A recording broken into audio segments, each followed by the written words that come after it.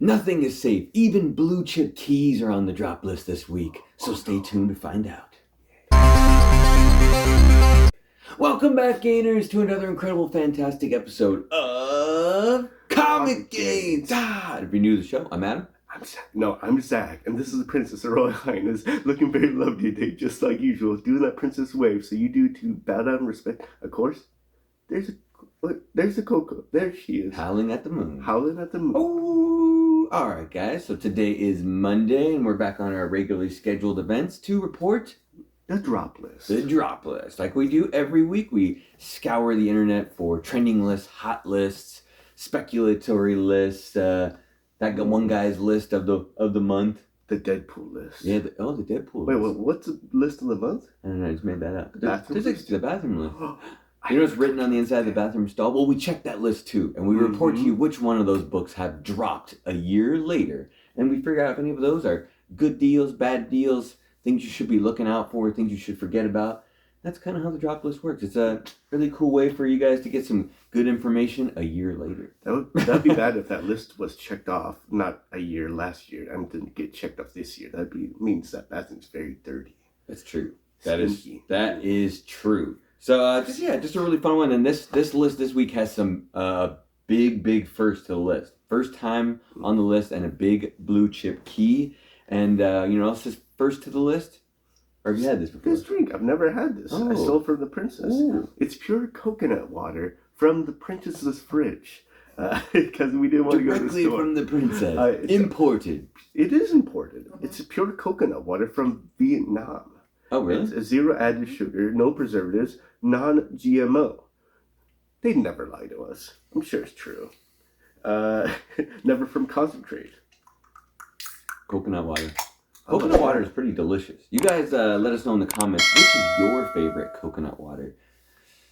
You know which one Coco likes the best? Oh, it's nice. Vita Coco. Yeah, Vita Coco. It's kind of nice. Is it good? Yeah. Good for hangover. Definitely not bad. Got those electrolytes. Like Princess was saying. But that plants earlier. Love. Crave? Yeah, you know what else plants crave? Us on Whatnot every Saturday at 3 p.m. Pacific Standard Time. That's what plants love. Hanging out with Zach and Adam. We have the legendary wall of games where we give away a slab every show. Next week's slab is a Silver Surfer 18. And we also like to give away a Mark Jeweler as well, where everything starts at $1, 30-second auctions where everybody gets those games. And if you stay on a little bit later, you get to hang out with the Princess of Games, where she hosts her very own show, sells her own books, and she has the awesome Wheel of Games where everybody's a winner, as well as legendary mystery polls where if you're not there early, you will not get one. And if you're looking for those hard-to-find Scotty Youngs, Princess has those. That's just true. To let you know. That's true. That happens sometimes. Messenger. That happens. You know where you're always a winner, though? On the drop list. Because you get that news first before anybody else 1 year later. All right, guys. First book on the list. And this one's a crazy one. And we got a lot of numbers to report on, but it did land at number 5. So the lowest dropped book of the week is Amazing Fantasy 15, The Real Deal, 1962. Steve Ditko, Stan Lee, the Silver Age of Silver Age books. This is a big one, but you got obviously first appearance of Peter Parker. We all know him as Spider-Man. If you didn't know, actually, in Spider-Man issue 1, they accidentally forgot his last name, and Stan Lee wrote him down as Peter Palmer. He forgot that he named him Peter Parker. So for one issue, he called him Peter Palmer. Kind of funny. It's also the first appearance of Uncle Ben, Aunt May, Flash Thompson, and Liz Allen, who later marries Harry Osborn, and is still even important to this day. She recently had a comic where she got a symbiote. And she's the mother of the Little Red Goblin. Oh, Normie Osborn. So he has a lot of good stuff going on. So everybody knows this book. Everybody wants this book. We obviously don't have this, so here's a nice picture of it. There you can see. The big news. This one reported back in 2021 of that 9.6 sale for $3.6 million. I think for a short time it took the lead spot as the number 1 highest sold book. I believe it's Superman 1 now, but. Back in 2011, it had last sold for 1.1 million. So that's not a drop. That's a gain in that record. But in some lower grades, it has dropped since last year. And Zach definitely has the numbers on that. Just a cool book. I mean, if if Batman is DC's biggest selling character and the flagship character, Spider-Man is definitely Marvel's for sure. So, what's the numbers on this one? Well, if you didn't palm it last year, you should palm it this year because Spider-Man Palmer is jousting down in price. Ha ha ha. No, that doesn't make any sense. Well, interesting thing about this book, real quick, in the higher grades, it didn't drop as much than low grade. Oh, no. In the low grades, it dropped a lot. And in the high grades, it did not drop that much, considering. So the highest grade probably actually went up in price. Yeah, so keep that in mind. Like the 9.6 hasn't resold again to a lower price. So it's still at that higher price. So don't get us wrong on those. But definitely some of those, if you're looking for those medium grades, Zach's got the numbers for you. Oh, yeah. Maybe that didn't make sense. Who knows? It got 3 grades on here. A 4.5. Price a year ago was $60K 1 year ago. And then now it's $43K. A 28% drop. Not too bad. Range is $34K to $60K. Average is $43K. Yeah, $43K. Yeah, That's weird. 6.5 is $156K to $91K. Range is $91K to $180K. Average is $125K. That's like half. It's a 42% drop. And then it goes up a little bit more in a 7.5. A little bit more percentage down. 216K price a year ago. Now it's 117K. Oof. That would have hurt if you bought that for 216K. Range is 117K to 216K. And average is 177K. It's a 46% drop. Yeah, that's massive. That would hurt real bad. And let me reiterate. So in the lower grades, it stayed a little steady. In the mid grades to high grades, it dropped a fair amount. But above that, it probably didn't drop at all. It actually probably went up in price. Those higher grades of this book, people are investing in it, spending crazy amounts of money. The ones that are worth more than your house? Yeah. Yeah, those ones are okay. Yeah. What would you rather have? Your house or Amazing Fantasy 15? You could sleep under it, you know? You can sleep. If it's slabbed, it's mostly waterproof. Yeah. Mostly. But, on a side note, it's definitely, if you're looking to get one and it's a little, some of those grades are half the price they were a year ago, it might be a good opportunity to get in. We, as a lot of people tell you, have no idea what the bottom of the market is, so this may not even be the bottom. It could go lower, but it could go higher. You never know. You never know. We might be at the bottom. I don't know. It's hard to say. A lot of people say it might go a little lower, so you could wait a little longer, but I don't know. I'm not a wizard. I don't see the future. I wish I could see the future, but I cannot. I'd be rich. You know who might be able to see the future because he can go so fast? Speed Racer, and he lands number 4 on the list this week. Speed Racer number 1 from Now Comics. I think that's the first for Now Comics on their list. 1987, and you got Len Strawinski and Ken Stacy did this beautiful cover. Actually, if you didn't look real close, it's there's a reflection of his car in his eyes, and it looks really cool. It's a really, really cool drawing on this, but this is the first ongoing Speed Racer adapted from a Japanese anime. And this is the first Speed Racer in U.S. comics. So pretty cool. But back in May of 2022, that would be what? 1 year ago? They Warner Brothers announced they would be developing a live-action TV show for good old Apple TV. And it'll be directed by J.J. Abrams and the Bad Robot Group. So that's pretty exciting. Apple TV probably willing to spend some money on a great show. J.J. Abrams, great director, producer, whichever form he's doing this in. But, 1 year later, I haven't heard much more news. And I don't know if this is everybody's favorite property from the 80s. I watched some of the cartoons and liked it. Is that the one where we had the monkey hanging out with him? Oh, yeah. Was that Bubbles or is that a different monkey? That might be a different monkey. Sounds right. I think that's Michael Jackson's monkey. But I don't know. I mean, I never really got into it too much. But it's, some people do really like Speed Racer. And, there was that movie that came out that I don't think was that successful. I don't ever watch that one, but Zach says it's not good. Not good. You never know. It could turn out to be something cool. I mean, Fast and the Furious was something cool.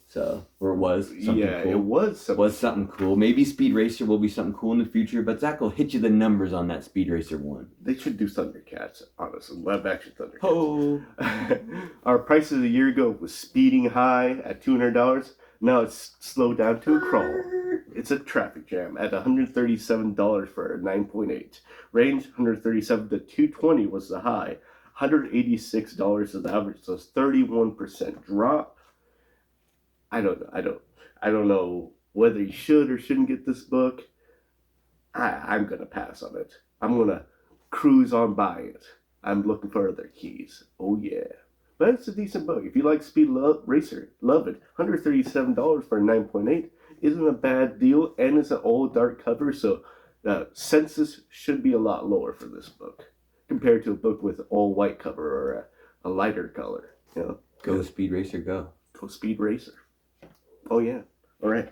Yeah, it was a fun one to hunt for, though. It was one of those books that, like, when it was getting hot last year, like, a lot of stores didn't have it listed at they were all like $1, and you're like, we found a Speed Racer for $1. And it's always in a weird spot. Yeah, and Princess has like 3 or 4 copies of this book. So if you're interested, hit her up on IG if you need a Speed Racer. Okay. Need 4 copies. Next up on the list, we have a very, very awesome key. The Uncanny X-Men 129 from 1980. That's a wood book. John Byrne, Chris Claremont. This is the Dark Phoenix Saga Part 1. First appearance of Kitty Pryde. First appearance of Emma Frost. First cameo team of the Hellfire group. And this was like a big speculation book last year when X-Men was just blowing up. You know, mutants basically got introduced. You had the Kamala Khan TV show said mutants are around. You had Multiverse of Madness, Doctor Strange. You got to see Professor X. So everyone's like speculating which mutants are going to show up first. I think this is a good spec because we haven't seen a lot of Kitty Pryde in the movies as much. She was definitely in them, but a smaller role. You got a little bit of Emma Frost too. So Hellfire group, you got to see them a little bit. It could be a good group to show up in the upcoming stuff since they didn't use them as much before. And very true. This is, you know, for some of like the later Bronze Age X-Men, this is the big later Bronze Age X-Men book, if that makes any sense, I would say. Because you have the original group, you know, from Giant Size X-Men, and you lose 3 members to the group. You got Sunfire originally was in the group. He left. You got Warpath was in the group. He left. As long as I'm saying that, it's either Thunderbird or Warpath. And then you even had Banshee, who started out in the group and left too. So they needed to add some characters in. So at this point in the X-Men group, they were out hunting for new members. And they find Dazzler, they find Kitty Pryde, and you know, they get one of the 2 joined. So it's a big deal. It's a big book. So, but it has made its way on the drop list at number 3. For a CGC 9.8 direct edition, a year ago, it was going through everybody's collection because they were selling it, buying it, all that kind of stuff, if that made sense, at $4,250 for a 9.8 direct edition. Now, $2,640. Ooh. Range $2,150 to $4,400 or $4,250. Average is $3,158. It's a 38% drop. I think you should always be on the hunt for this book. It's a great book. I'm biased on this. I was gonna say, this isn't a biased recommendation, is it? An X-Men biased recommendation. X-Men biased recommendation. This book has always been a very popular book to find. It's never been exactly cheap, and it hasn't been exactly expensive until recently. It's gotten a lot more expensive and harder to find. Yeah, I would be on the lookout. There's still some people that don't know what they have and will sell it to you for a pretty decent deal. You know, don't scam anybody. Don't scam anybody. But pay a decent price. Pay a fair price. And that's how you get those gains. True. That is true. That is true. All right. Every once in a while we report on a book like this, and we like to, just to keep everyone informed and on their toes. The next book on the list is Something's Killing the Children, issue number 23. And this is a 1 per store variant. Because sometimes these get hot right when they come out. And this came out last year in May, and everyone was looking for it right off the bat. This is the Jenny Frison 1 per store, written by James Tynion IV. And popular series, great series. I'm almost caught up on reading it. I can tell you, I'm one of the rare few that actually thought the first arc, the 1 through 5, wasn't that good, and really enjoyed the later arcs a little bit more as the story starts to unfold with a lot of the different houses. This book in particular, not a key. It's not a key. Issue 23 doesn't have anything key going on. It does have a little bit to do with the new House of Cutter when that starts entering the story arc in this book. But it's just that good old 1 per store, which you got a lot of those from Something's Killing the Children. And Jenny Frison did some really, really beautiful covers right in the beginning, and it felt really special. And there's nothing wrong with the later covers that she did, but sometimes when you like oversaturate the market with too much of a good thing, there is such a thing as too much of a good thing, right, Zach? Yeah. Too many beers. Too much experience, juice, you know. I think so, at least. They become a little less special, but all these ones, they tend to pop off right off the bat, and everyone was looking for it. I think, you ended up getting one of these, like, kind of just in a back of a section there, put it out with all the other ones, because some of the store owners forget that these are even special, because they see so many of them, they accidentally just put them out with the regular book, so keep an eye out for those Something's Killing the Children, because sometimes those one per stores end up on the shelf. Stupid. Yeah, which happens. But it's still a special book if you like those ones and you want to keep in your collection. But for a lot of other people, they're not looking for it anymore. And that's probably why it ended up on the drop list. And Zach will inform you if it's a good time to get this book. Yeah, the price of the year ago for this beautiful cover was $150. Then it was so hot right now. Now it's $90 for a 9.8. Range, it's been as low as $28. Someone got a steal. To as high as $150. Average is $97. It's a 40% drop. There's not much to talk about this, but it is Jenny Frison. So Jenny Frison has a special place in my heart. Very special place. So I won't be mad at you if you buy like 10 copies of this beautiful cover. Mm-hmm. Oh yeah. Yeah, they just keep getting closer to her face. They're like, just the face on these covers, and sometimes they cover the face, and then you open the face, and then you're like, okay, there she is. Okay, it's like just use the same template. Okay, last but not least on the list, we get a little electricity flowing through your body for the number one book on this, because it is Thor: God of Thunder, issue number 2, and as these last couple weeks have rolled on, we could keep reporting on Thor: Love and Thunder, and you might be hearing one on each week, but this is number 2 from 2013. Azad Rubik and Jason Aaron, hopefully I said that first name right. This is first appearance of Gore the God Butcher. This is the book to get from the Thor God of Thunder run. This is the big dog. It's also first appearance of the Necro Sword, which later is retconned to the first symbiote ever created by Knoll. So it's a great double key issue. I know when we started to get back into collecting, this was kind of a book we were always like kind of hunting for. That was always a little bit out of your price range that you wanted so much, because you're like, as soon as they bring Gore in, it's going to be awesome. And there's no way they could screw this character up. It's impossible to screw up Gore. He's just too great of a character. And Thor: Love and Thunder came around, and they screwed up Gore and all the books in this series, which is sad, because this is a great run. It's one of the better Thor runs ever written, and a lot of people really enjoy this story. And hopefully a lot of the books from this series can bounce back from the damage they have been dealt from this movie.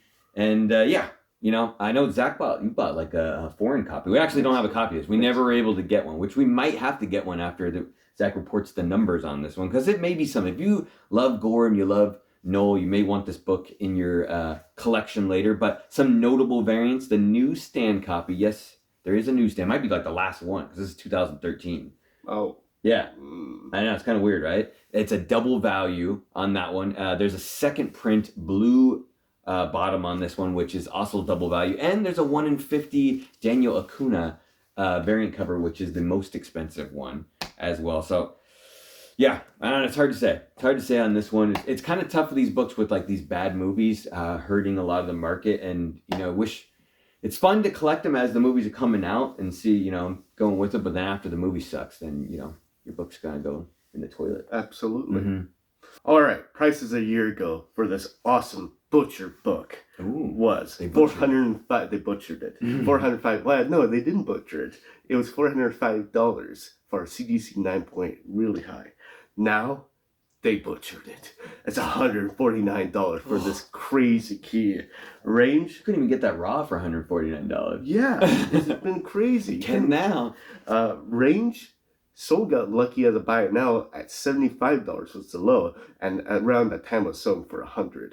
So it was at $75 was the low. The high was $474 for a 9.8 copy. Hopefully that was an undamaged case. Pristine. Average sale is $220. It's a 63% drop for this book. I think they butchered it in the Thor God Love and Thunder. I don't even want to say the name. Anyways, I don't want to say anything bad about the movie, but I don't think it helped this book very much. I would run away from this book unless you find it for a good deal, because it is a fairly decent key. So there's that. So I wouldn't. And Christian Bale did a really good job. His part playing. Just whoever wrote the story, whoever wrote that screenplay should be. Yeah, never allowed to write a screenplay again. No, it's like, get back in the corner. Just write single lines. You're done. Yeah, and well, now we're on the overall pick, and I'm gonna be biased. Number one overall pick of the week. XMen 129. I mean, I would try to find it in the wild because it's way too expensive. Getting it at a 9.6 or 9.8, it's so expensive. But at the same time, just go and get it. Put in a payment plan. I don't know. But yeah, it's an awesome book. A good second one would be AF-15. Yeah, go out and get yourself an AF-15. We got a boys page. and girls. It's possible. Yeah. We got one page. Try and collect them all together and then staple them. And then staple them. It's complete, but has some problems. All right. There you go. Yeah. So yeah, just to leave you a little nugget of knowledge, with the Thor God of Thunder 2. Did we give you the nuggets? Yeah. Hopefully somewhere down the line. I mean, I think a lot of these books, as long as the story's great and the comic, the bad taste will get out of people's mouths later of the, somewhere down the line, 5 to 10 years from now, they'll forget about it and the book will come back. So don't count that one out. I think that's true. I think a lot of people love gore and that storyline. So we will see. We will see it again sometime. And as always, guys, if you love hearing these drop lists as much as we like to deliver them, all you got to do is hit the subscribe button, hit the like button, hit the notification bell so you always know when we're going to be on live. And just so everybody knows, we made it to the end of the show. We do have a special Wednesday episode this week. We will be on live, and we have a special guest. Our first time ever having a guest on the show, and it's going to be JPG McFly. That's right. Yeah, that's going to be the exciting. Owner and creator of Ninja Funk and That Spider-Man booth is actually, he wants to come on and hang out with us. So we're interviewing him. So bear with us. We don't actually interview people, so it's probably going to get real sloppy, but we're friends with him, so hopefully it's just a bunch of friends hanging out. So come hang out with us. It'll be fun. We'll get an update on what he's doing with the company and where the book's going and some fun stuff and the fan box and all that good stuff. Any of your questions you guys want to know, come on, hang out, because it'll be live with the JPG McFly. And Zach, take us away. You gotta share how you do that is. I'm gonna share with you how to become a superhero, a modern day superhero. How you do that is, and this is specified for this one little case. You gotta go to the grocery store and just buy all onions you can find, and then just like keep a couple in your backpack, purse, whatever, satchel, fanny pack, But you gotta eat them. You gotta eat them so much that your skin color probably is gonna change a little bit. You're gonna have a constant smell of onions, right? So it's gonna be kind of hard for you to, hide in a crowd. You don't really have a secret identity anymore, but you're starting to stink of onions. And every time a crime goes down, you just jump right in, move a little bit, sweat a little bit, and you just stink out the whole place. And that's how you become Onion Man, the modern day superhero for Everett. Because it's not gonna work in Seattle. It's already stinky there. Shots fired. And that's how you become an Onion Man. Do you have layers? Yeah, like Shrek, you got layers. Yeah. You're real deep in your core. Deep. Onion Man, I like it. No one likes probably won't get the girl after you save it, but no one likes to cut you at all. Yeah. All right, guys. Until we see you next time, stay safe and remember. Get those layer gains. Get every single layer.